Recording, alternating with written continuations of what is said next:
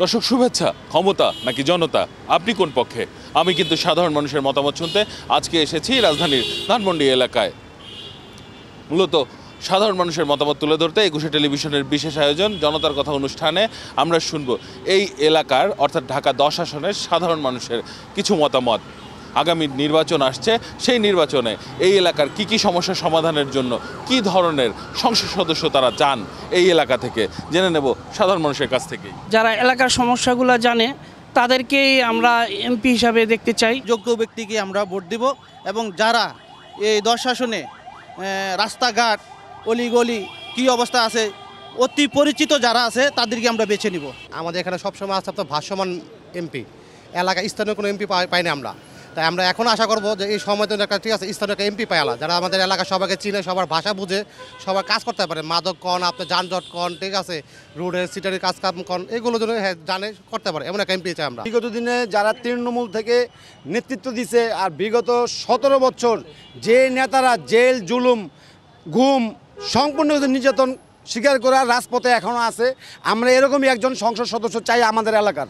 আমাদের অলিগুলিতে অনেক রাস্তাঘাট নষ্ট আছে এবং পানি জমা যায়, মেইন রোডে পানি জমে। তো ঢাকা 10-এ যেই আসবে তাদের কাছে একটি প্রত্যাশা থাকবো যে সঠিকভাবে কাজগুলো করে। ধানমন্ডি একটা অভিযুক্ত এলাকা, এই এলাকায় অনেক সময় যানজট হয়ে থাকে, বহু রাস্তায় ড্রেনগুলো অকেজ হয়ে আছে, এগুলো পরিষ্কার করতে হবে।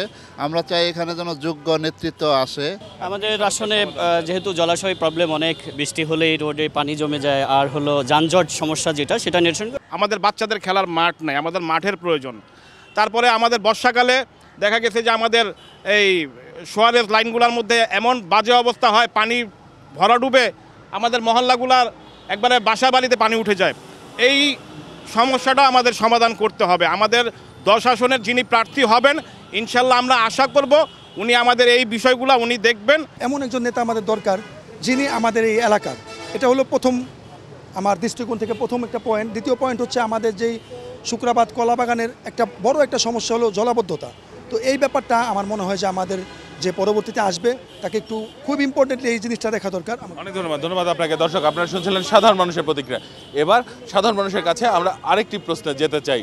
প্রধান উপদেষ্টা মন্তব্য করেছেন যে আগামী নির্বাচন যেন তামাশার নির্বাচন না হয়, এজন্য তিনি 64 জেলার পুলিশ সুপারকে নির্দেশনা দিয়েছেন মূলত আগামী নির্বাচন যাতে তামাশার নির্বাচন না হয় সেজন্য আর কি করণীয়। প্রত্যেক কেন্দ্রে কেন্দ্রে একজন সেনাবাহিনী দিলে আশা করা যায় মোটামুটি যত সম্ভাবনা থাকবে আর কি নির্বাচন গ্রহণযোগ্য হওয়ার মতো। মোবাইলের মাধ্যমে যদি ভোট দেওয়া যায় তাহলে ভোটার সংখ্যা অনেক বৃদ্ধি পাবে। আর উৎসব মুখর করতে হলে মানুষের ভিতরে এই চিন্তা শক্তিটাকে দূর করতে অবশ্যই হবে যে আমি ভোট দিব, এটা আমার চাহিদাটা যেন পূরণ হয়। এই ধরনের মন মানসিকতা যদি মানুষের ভিতরে চলে আসে অবশ্যই তখন উৎসবমুখর নির্বাচন হবে। সেন্টার সেনাবাহিনী মোতায়েন করতে হবে। ভালো নির্বাচন করতে হলে ভালো একটা প্রশাসক দরকার হয়, প্রশাসকের সদিচ্ছার দরকার হয়। সদিচ্ছার উপরেই নির্বাচন সুষ্ঠু হবে কিনা সেটা নির্ভর করে।